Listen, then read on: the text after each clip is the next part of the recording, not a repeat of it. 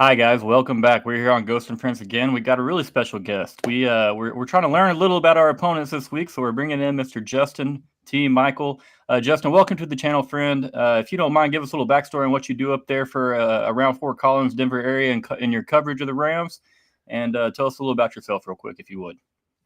Yeah, I graduated from CSU when I was a student.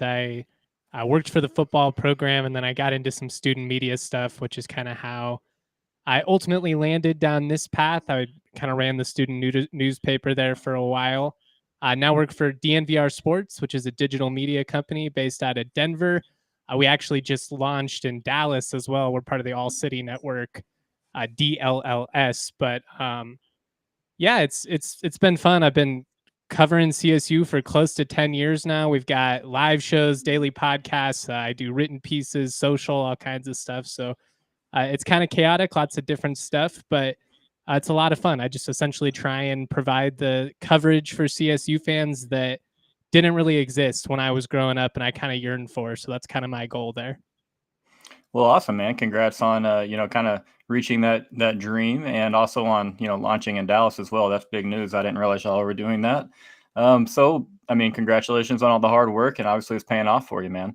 Let's get into week one. You're talking about the Colorado State Rams coming down to Austin, Texas.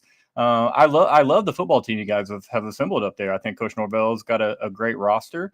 I know a lot of our Texas viewers are going to be a little bit unfamiliar with it, and so go ahead and teach us a little about the Colorado State Rams. Maybe you go ahead and start with your strengths. We'll do that. Yeah. I mean, one of the biggest strengths is continuity, in particular in the Mountain West. There's like 7 or 8 first-year coaches in the league this year, and CSU is pretty fortunate that they play a lot of those on the schedule. So there's kind of some optimism there with kind of what the Rams can achieve based on the talent they return versus the talent that other teams around the schedule return. I have some continuity within the staff as well, same offensive coordinator and defensive coordinator since Norvell came over from Nevada, which is good. That's been a struggle for CSU over the last 10, 15 years, is hanging on to coaches. Um, Biggest strength from when you look at the personnel, it's definitely the speed they have at wide receiver. Torrey Horton is probably the best wide receiver not at a Power 4 school, and I think he's in the conversation for one of the top 5 or 6 wide receivers in America. Also brought over Armani Winfield from Baylor. Texas fans probably know that name. He was committed to Texas at one point, former 4-star guy from your neck of the woods. So he's been great. Ram fans are really excited to see him kind of hit the ground running. They did lose their best defensive player from last year, Mohamed Kamara, which is tough. If you tuned into the CU game, he was a beast. Yep. Really gave the Buffs trouble. Really just a beast all last year. Double-digit sacks. I think he had like 14 tackles for loss or something like that. I don't have the stat off the top of my head, but he was really, really solid. So they're a little bit young there in the defensive line, but strength-wise, it's definitely speed at the skill positions, and bringing your quarterback back, which is really big. And he's a redshirt sophomore now, Braden Fowler Nicolosi. A big arm, threw for almost 4,000 yards in his first year as a starter. Did have 16 picks, which is going to be the thing that people kind of nitpick at. But he's got a ton of arm talent, and this is an offense that can put points up in a hurry. So I'm interested to see kind of how they match up with that Texas speed. Absolutely, and I mean, you referenced the CU game from last fall, and y'all put up a lot of points in a hurry in that one, and I think that's when a lot of people were introduced to some of the really big pieces that you had on that offense, and then also, y'all made plays on both sides of the ball. It wasn't just the offense that won the game for you there, obviously, but Torrey Horton's going to be fun to watch. I'm curious to see how Coach PK defends him. I know that there will be a lot of respect shown his way, but at the same time, they'll probably still do the things that they want to do. So I'm curious to see what that looks like. I am impressed with your offensive line. It seems I looked over the depth chart you provided. Y'all have a ton of starts on that offensive line. Yeah, there's a lot of experience. They bring back 3 of 5 starters from last year, center and both tackles, although the starting right tackle from last year is now the starting right guard, so he moves on to the inside. They're really encouraged. I mean, they've had some success recruiting at the lower level. They've been able to find some guys from FCS and D2 ranks that have been able to make the jump. But they've got close to 70 combined FBS starts between the line, and when you factor in all levels of competition, it's like close to 130. A lot of guys that have been starting since they were freshmen in college, maybe at other programs, but a lot of experience. And that's, again, kind of one of the things that's exciting for CSU fans is you have all this speed and you have, a ton of arm talent under center. But as we experienced kind of brutally in 2022, if you don't got the horses in the trenches, it's pretty tough to go. So I think that's going to be a Absolutely. big strength for the Rams as a whole. But I mean, just keeping it real, obviously Texas is kind of a different beast. And in that heat, I am interested to see kind of what that looks like in the trenches, what kind of, attrition happens there, kind of who's able to last. But we'll see. I do think that is going to be one of the bigger strong points for the CSU offense is definitely that O line. Absolutely. I mean, it's really impressive when you look at the total starts that you mentioned, and continuity plays into that as well. You talk about the coaching staff. You got a quarterback that's returning. I know a little bit of turnover receiver. Armani's a great talent. I'm always kind of rooted for the guy, especially post Baylor. I'm not like the biggest Baylor fan, but post Baylor, I definitely rooting for the guy pretty hard. But you know, it's something that as Texas fans, I look at it and I was like, man, what 2 weeks ago on the show, I think I talked a little about, I was like 35 and a half. Like that's a really big number for all of the experience, continuity, carryover that Colorado State's bringing to Austin. And so, I mean, obviously it's trimmed down a little bit, which I think is more than fair to you guys. We have our own question marks over here, and yeah, there's a lot of talent going around. But if I don't know how much homework or you've done on Texas or how much you've looked into our side, but you know of any maybe rumored weaknesses or points of attack that Colorado, and I'm not affiliated with Texas whatsoever, buddy. So I'm just curious. You think maybe it's your own personal opinion? You think there's anywhere that Colorado State tries to hit Texas in particular? Yeah, I mean, I think some of it is going to be really situational, like just in terms of what the game plan is. I think a lot of that is going to be dictated, what kind of score is it like going in, to the beginning of the second quarter, going into halftime. If you're CSU, you've got CU in a couple of weeks and the trip to Oregon State looming. So those are probably more winnable Power Four games, like in your estimation. So I imagine you're not trying to like give away too much. Of But I mean, course. I think you'd say the same thing with Texas in terms of having that trip to Ann Arbor coming up. I don't think they're trying to give away everything.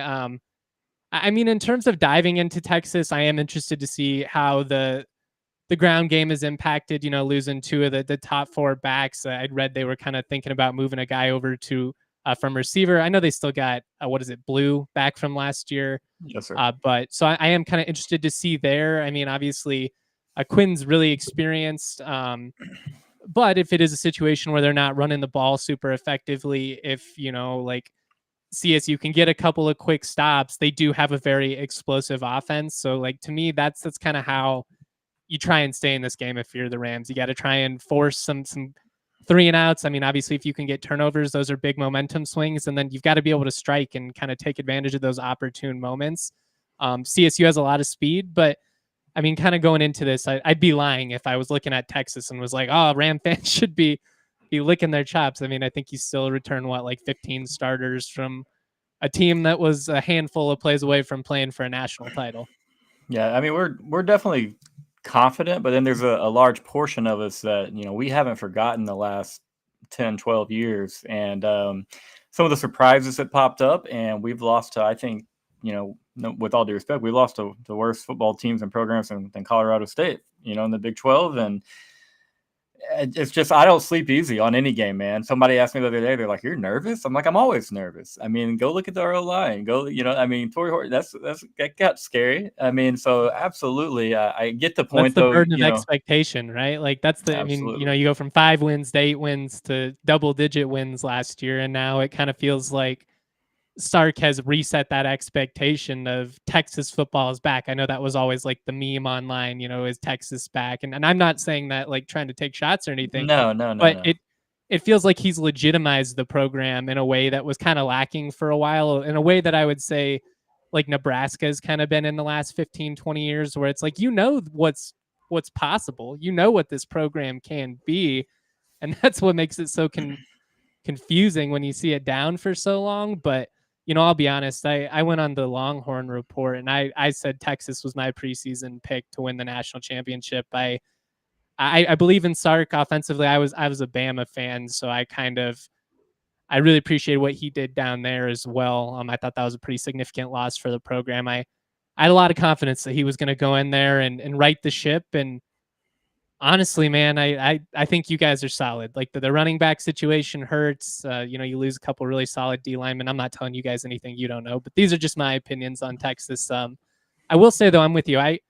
35.5 or whatever the spread was. I was in early August. I mean, I could see it. There is a world. I'm not saying that Texas isn't that good, but Right. I think you guys are going to rotate a lot. I think you guys are going to sub the way you guys did very similarly against Rice last year. And when you look at that score, the game was never truly competitive or in doubt, but it's also not like a 40-point route. And that's kind of my No. mindset going in is I like CSU to cover.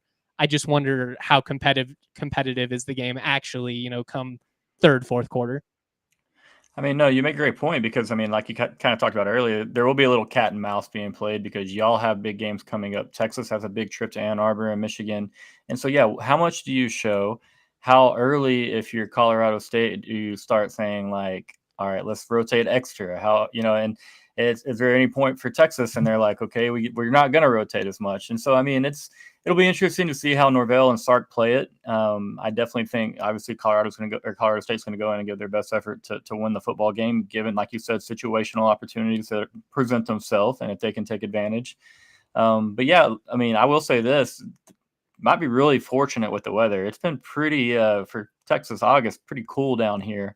A lot of overcast, looks like rain, but not really rain, slight drizzles. And it looks like it's going to carry over into the weekend. I'm not sure, but Fingers crossed, man. They'll take what they can get. it feels great outside right now. I was like, I need to go walk 18 today, but I had to get kids from school. So, but yeah, I personally am a big fan of Coach Norvell. There's a lot to be, if you're a Colorado State fan, a lot to be excited about. So I'm going to ping over here. We're going to take a look at your schedule real quick. And if it'll pop up, come up. We can go through it too. I mean, I know the schedule. It's weird that it's not popping up. Okay, let's go through it. You know the schedule, so it's Texas first. Why is that not working? Let me pull that up. Yeah, so you got the week 1 trip to Austin.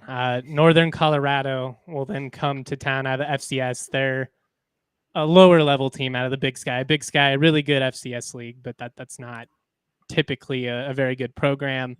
Colorado comes to Fort Collins for the first time since 1996 in week 3. Finally stopped ducking us that way. UTEP then comes, and then they round out the non-conference with a trip to Oregon State with a weird kind of CSU, or the Mountain West, I guess I should say, has this scheduling agreement right now with Washington State and Oregon State where everybody plays at least one of them.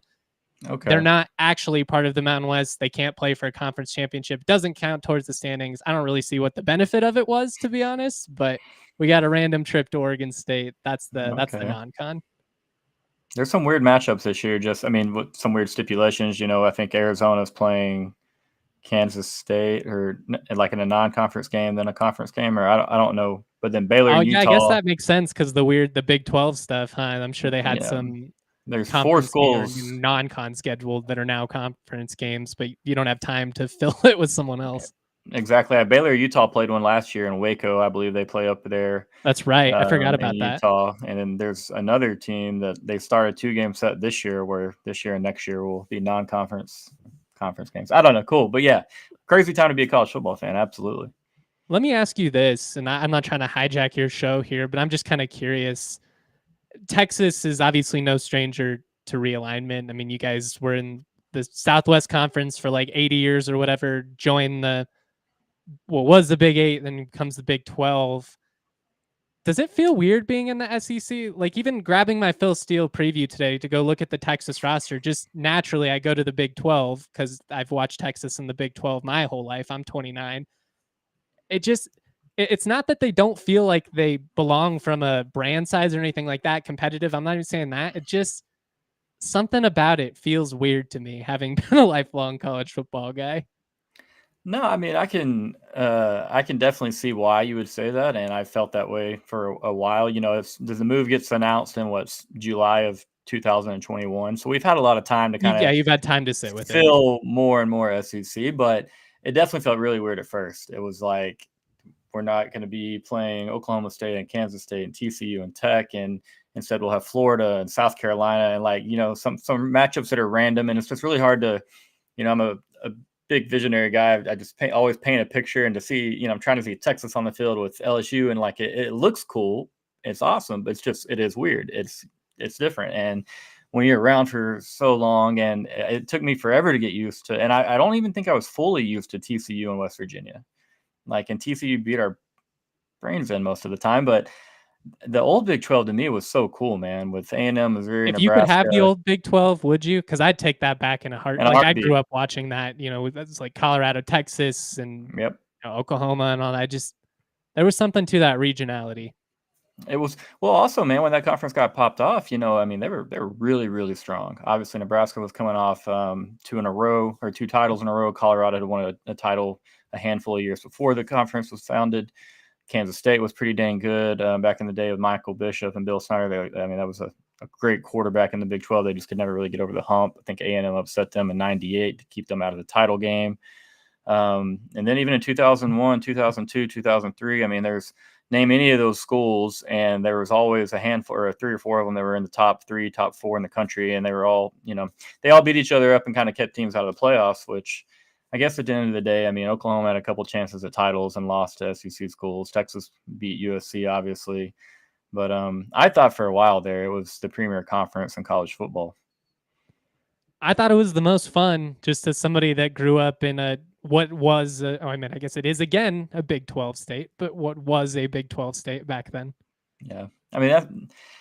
It's frustrating for me when CU leaves and then comes back, and obviously, like, we don't have anything to do with it anymore. But I was so annoyed when Colorado left, because I loved going to Boulder for games. I thought it was a terrific setting.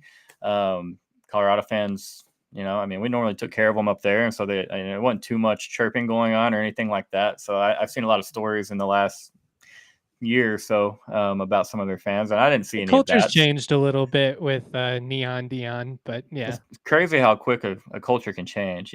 3 or 4 years ago, Texas was still getting ragged on national television pieces, pretty consistently about culture, and Tom Herman had all types of issues. And yeah, we're really happy and blessed to have Coach Sark. I'm also a pretty big fan. I think that's what you got to remind yourself when you start feeling that anxiousness and the burden that comes with expectation is, I'd way rather have something to lose than be, well, I sure hope we can sneak out 7 wins this year. You know what I mean? Yeah. I told a story the other night about how it's Charlie Strong's last year. We beat Notre Dame in the opener, and so my wife, like, for my birthday, gets tickets in late October to go to Texas at Kansas State in Manhattan. Well, a lot of things happened between. Yeah, it was a great time, but a lot of things happened between Notre Dame and K-State. I think we picked up 4 or 5 losses, and so I'm driving all the way up through Oklahoma and Kansas, and I'm just like, man, we're going to watch a K-State team, I think, that lost 4 games. Texas had lost maybe 5 games, and it's late October. I'm like, these teams might lose 7 times, and we're driving 8, 9, 10 hour, whatever it was, to go watch it. But hey, we love the sport, good or bad. We're still here. And that's the fun part about it. We're never going to go away. We could go 0-12 this year, which would obviously be a nightmare. But I'm going to keep doing what we're doing here, and I'll show up at old DKR on Saturdays. Hey, you gotta, the hard times are what make the good times so sweet. So, about 10 years ago, I drove, it was like 9 hours from Kansas to Colorado Springs. CSU was 10-1. They were ranked. They win. They get a spot in the Mountain West Championship. Jim McElwain was the head coach at the time, but he kind of had one foot out the door, had already accepted the Florida gig. Blew that game, just frankly didn't have his head in it, and they lost in a really dumb way. But I just remember thinking, like, man, I drove half a day to be here to experience this heartbreak. The coach who doesn't even have half his heart into it, it's just frustrating, man. Could care less about the outcome and already knew he had his next move. And that whole situation gets wonky whenever you have the the coach that succeeds that moves on. But I guess that's probably not something you guys have to worry about that often in Austin, which is nice. I mean, it still doesn't make it fair though, man. You see, you look over the entire landscape, and I mean, I love Texas, but I care about college football just as much. And it's frustrating to see schools and most importantly, kids and families that are done wrong by coaches in today's world. And as a former high school coach, I also understand that it's not an easy business. There's a lot of change and variables that all go into everything. And so, I mean, I try to have empathy for the coaches, but I have a great bit more for the coaches and players and families that get left behind and they're put in raw spots, kind of like Colorado State was right there. Well, not that even Tough left, gig, but man. Had a lot of assistants that just bought in houses. I actually worked for the staff at the time. I thought I was going to go into a future of college football coaching, and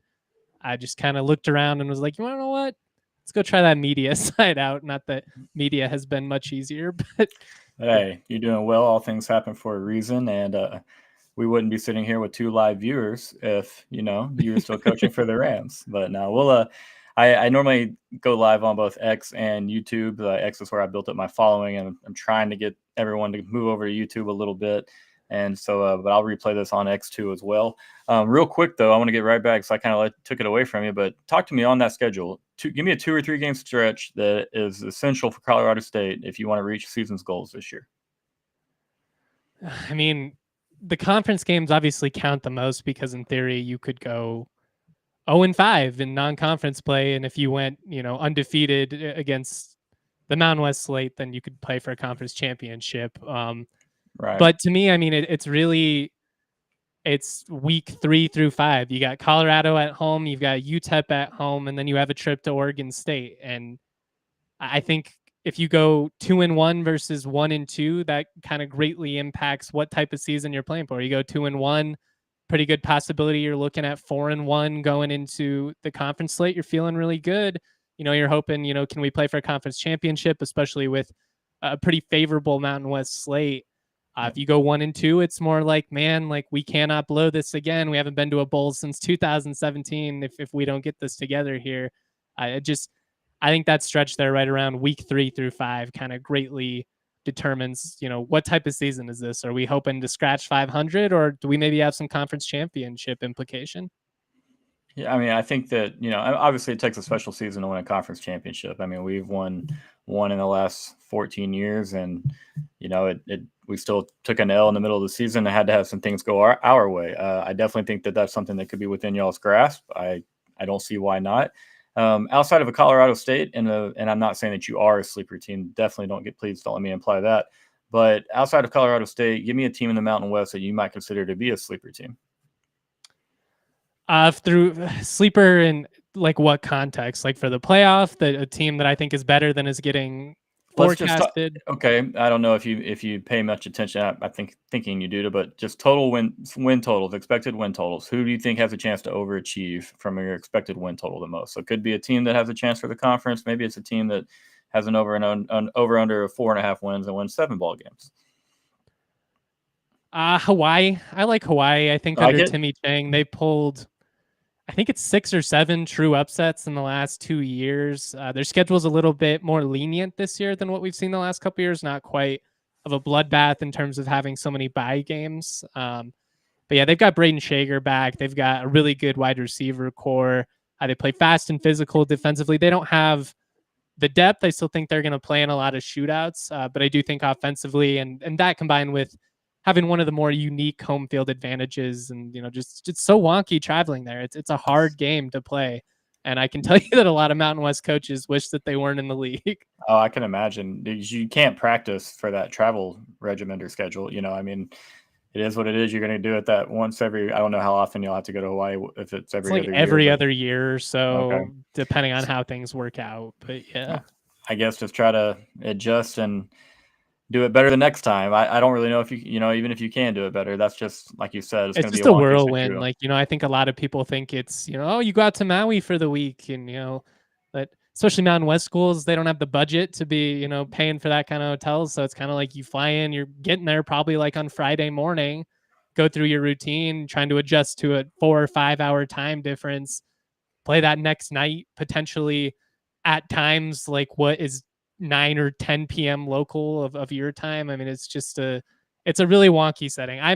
As a college football purist, I love Hawaii and Of I really course. like Timmy Chang, so I'm very much rooting for him to turn it around. I think it's good for the sport to Yeah. have a relevant Hawaii brand. But as a CSU guy, as somebody who's been around it, I can tell you it's a nightmare. I can imagine. I've always wanted to get down there just to see, one game, one time. But yeah, it's you got to commit because it's a heck of a journey. I can't imagine doing that, going back all in one weekend's time, man. Those kids, hopefully, I don't know, find something to do in those hotel rooms, man, because I can't imagine just sitting there, just hanging out, knowing that you're in Hawaii, and it's just like, dang, okay, it's all Beach right is right there. there. Yeah. I can almost hear it from the hotel room, I think. Right. Well, I gotta ask you, what Nuggets jersey are you rocking right now? I got a mellow on right now, That's which what I is got. There kind of we go. sacrilege to certain Nuggets fans because we have No. all we've accepted Nikola Jokic as the one and true 15 here. But I personally, I grew up a NBA fan because of Carmelo Anthony. I wouldn't be a Nuggets basketball fan if it wasn't for him. So I understand that it didn't end on the best of terms, but it's all good. We got to let it go. Let bygones be bygones. Well, he's also somewhat, you know, unspeakable of an unspeakable name down in Austin after what he did to us in the 2003 Final Four. He was flawless. They were all insane. I think we scored 90 points and lost by 11 or 12. They just lit us up. Whew. Maybe it wasn't that. Maybe they scored 90, we scored 80. But I mean, they Jerry McNamara, Hakeem Moore, and then obviously Carmelo. Like I thought we had the better team, and I was really looking towards the championship game. That was Tom. That freshman ate us alive. But same thing, man. I bought my first NBA jersey. It was a Carmelo jersey. I love I it. thought I thought that those Nuggets jerseys were so cool. And then I love J.R. Smith. I love Nene. I just wish there for a while. 08, what 08, 09 or so. Y'all. Oh I nine, thought man. If I thought Anthony y'all Carter had just them, hits the man. inbound in, we beat the Lakers and go on and beat the Magic easy. But Yeah, exactly that. That's the point I was gonna bring up. The Magic. Like, are you serious? Like, how did they get through the East? I guess Boston was getting a little older, and then LeBron was still not. I'm not gonna get on to LeBron right now. I'm a Kobe guy first, but yeah, man, those series were a lot of fun to watch, and I really thought y'all had LA down to their last straw. It was tough. I was definitely a bandwagon Nugget there for a while, and then Durant got drafted by the Supersonics, and so I pledged my loyalty to them for a year, which was a blast because then we moved to Oklahoma City, and so I'm a Longhorn rooting for Kevin Durant and the Oklahoma City Thunder, and I'm going up there all the time and hanging out with Sooners and Cowboys, and it's just that felt weird. That felt way more weird than Texas being in the SEC. Me I could see that. Yeah. rooting for the Thunder, but and so then when he left there, it essentially ruined my NBA fanhood because I can't just go root for the Warriors who had just rallied from in an insane series from down 3-1 to beat us in 7 games. So yeah, Oh, I I'm get a that. Yeah, it was. I love uh, KD. I remember KD playing for Texas and like being obsessed with him. But yeah, that one's tough to defend. I was a big LeBron fan growing up, but Lakers era LeBron's tough for me. So I don't want to yeah. derail the pod getting on there. I am No, you're curious good, though, man. just since we are on hoops real quick. Obviously, CSU and Texas played in the NCAA tournament this past year. What's the vibe with Rodney Terry amongst Longhorn fans? Do they like what he's got going on? Do they want more? Like, kind of what's the deal there? I think, and once again, not affiliated with Texas whatsoever, so I'm going to be fully transparent with you on my thoughts here. I think a lot of people kind of expect it to fail, but then, and I mean, me personally, once, and I'll say, well, I should have prefaced with after he lost the big 2 5-star recruits, right after he, basically became the permanent head coach and signed his contract. That was a huge thing that the fan base has struggled to get over. They don't understand football recruiting at times. So I don't know why sometimes we're trying to get into basketball recruiting and thinking that we know all the details. I don't even know all the details with those 2 recruitments, but that definitely soured a lot of Texas fans' minds in regards to Rodney early on. But I mean, at the same time, like I'm a basketball guy too, tried to play in college. Like I might be basketball minded first, and I'm going to give him his chance. And so he did a great job of flipping the roster. Obviously, Texas made not the same Elite Eight run, made the tournament, played in a very, very difficult Big 12, won some games that we probably shouldn't have won. And you have to credit coaching there. And so he did a really good job with the roster this year, heading into the SEC for year one. You can tell they want to compete, and they went out and made a ton of moves. Now, my only concern is, is how does it all fit together? There's a lot of pieces, and there is not a ton. There's some continuity, a little bit of carryover, but not much. And so we've got upperclassmen transfers. We've got really good freshmen coming in. I'm just curious to see how it all mixes, and I'm really hoping he is the guy that knows how to do it all, because he's a stand-up guy. He really is. The horns down thing, I'll speak on that. That bothered me a lot, and I think that that's something that he regretted and probably wouldn't do again. But he's standing up for his kids, and as a former coach, dad of three, I've been caught up in the moment and over defended, over protected a little bit myself.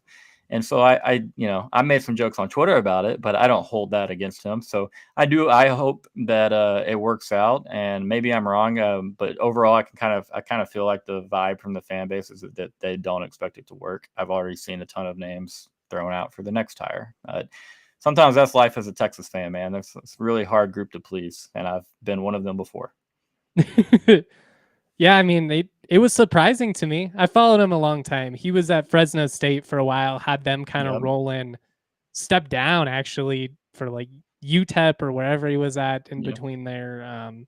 So he's always just been an interesting guy to me. Like I remember at the time being like, wait, you're leaving a Mountain West school to go to what? But then you find that Fresno does not support basketball at all. Like the fact that he was able to be competitive there gives Very me reason impressive. to like give him some time. And if he could Exactly build that. it at Fresno, like I think he could do something with those Austin resources. So Well, I mean, as a Mountain West guy, that's my advice to Texas fans. Just give him a couple years. I like it, man. I mean, look at the recruiting waters he's in. I mean, Houston's a hotbed. Dallas, they put out some good recruits as well. And it's not like, Texas is getting first dibs on these guys where, there's bluer blooded basketball schools than us. We're not a blue blood. And so it's hard for us to go in and, you lose your big time kids to Dukes and Carolinas and Kansases. And hopefully with NIL, we can start battling back and negating that a little bit. But I'm telling you what, man, I've seen a Texas football national championship. I would do a lot of things to see us cut the nets down in the Final Four just once in my life. Obviously we've never done it before. We've never even made the title game, but it would mean a lot to this old ghost right here if we could just break through one time, man. That Miami game from 2 springs ago, man, I still have nightmares.